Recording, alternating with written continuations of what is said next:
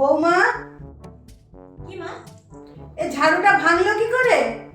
আসলে কালকে আপনার ছেলের সাথে আমার ঝগড়া হয়ে গেছিল। ঝগড়া হয়েছে তো নিজেদের হাত পা ভাঙো, ঘরের জিনিস ভাঙছো কেন?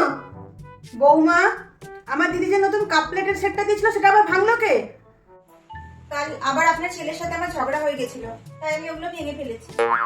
দেখো বৌমা, ভাঙতে হলে নিজেদের মাথা ভাঙো, যখন তখন আমার ঘরের জিনিসপত্র ভাঙবে না। এই দেখো আবার ভেঙেছে। বৌমা, কি মা? আবার তোমাদের ঝগড়া হয়েছে? কতবার বলেছি ঝগড়া হলে নিজেদের মাথা ভাঙবে, জিনিসপত্র ভাঙবে না, এবার তো খাটটাই ভেঙে দিয়েছো। না মা, আসলে কাল আমাদের ভাব হয়ে গেছিল।